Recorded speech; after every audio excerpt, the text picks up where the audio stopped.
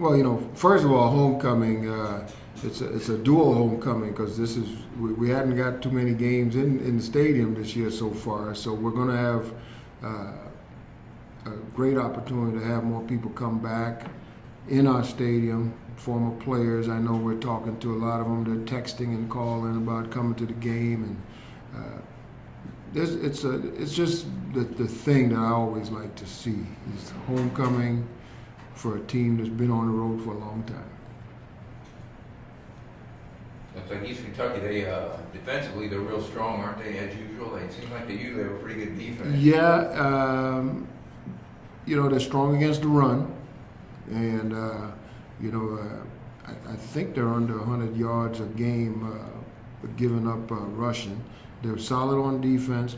They're solid on offense. They've got a very active, athletic quarterback, and probably the most active one we'll see so far this year, as far as making things happen after a play breaks down. And they still do a really good job there running the ball, but he's an X factor for them. Well, you've seen some pretty athletic quarterbacks. That's saying a lot for him to be the most active guy. Well, he's not the biggest. He's got size. We saw him come off the bench a little bit last year against us, but he's very athletic. He makes people miss out on space, and he'll take off running and try to make things happen with his feet.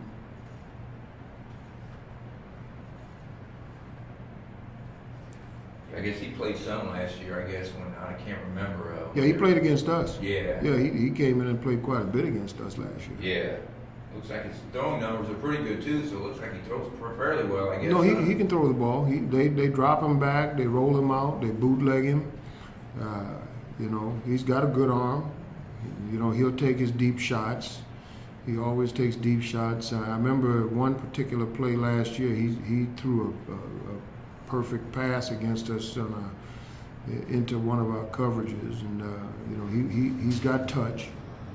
It's like they use quite a few running backs. I mean, I don't know if that's because of injury, but I know like 5 or 6 guys have a couple hundred yards. Yeah, I'm not sure either. I'm sort of guessing injury or something, because you'll see a guy for a couple games and then you don't see him again for a couple games, and there's a couple numbers there you're looking at the style of the runner, and then you don't see him for a while. So I'm assuming either injury or maybe somebody started becoming a clear-cut ball carrier for him as the season went on.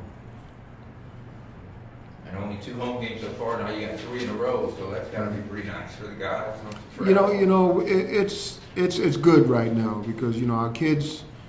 We've been doing awful lot of traveling, and sometimes you just want to get up in your own bed and go play a game. I was talking to you after the game the other day, not to make excuses or anything. I know you guys never do, but you guys have had a really tough schedule. The first, I was figuring it out. Your first 4 OVC opponents right now are 12-3 in conference. And your last 4 are 3-10 in conference. Not to say that it'd be easy, but you've got a pretty rough schedule, haven't you? Well, yeah, we've had a tough schedule, but we're our biggest challenge right now is us. Making sure, 1, that we keep our heads about us. 2, that we continue to practice and finish the way we want to practice, and go into a game with the right frame of mind to win a football game. Because this time of year is where teams are kind of at the make or break stretch. You're either winning a lot, or you might be middle of the road, or you might be losing a lot. So you have to make sure that you finish and keep the mental attitude right for practice. Have you felt that's pretty strong still with you guys? I mean, the mental attitude. You felt that's pretty strong as the season's going along. Well, yeah. I actually, we came on. We had a really good win 2 weeks ago.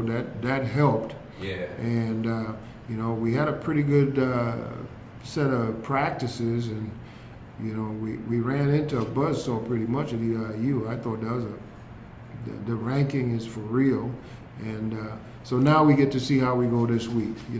I suspect our kids will practice hard. We've always done a good job of practicing hard, working hard. Got to get a couple guys healed up. It's that time of year. They've just got to get the treatments and do all those things as well. You think Eastern Kentucky ranks up with some of the better teams in the conference this year? Or? Oh, they always do. Yeah.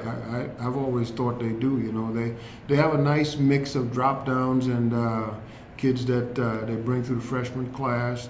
Their style of football is physical. You know, they want to run the ball and throw the misdirection, and their style of defense is physical, 4-3 package, and you know they've got some good football players over there on defense.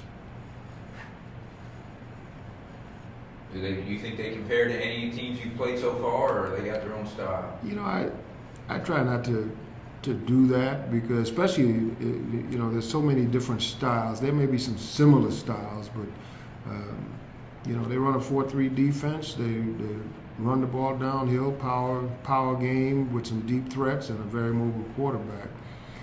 But they don't line up and go fast break. They'll go some first sound things along those lines, but.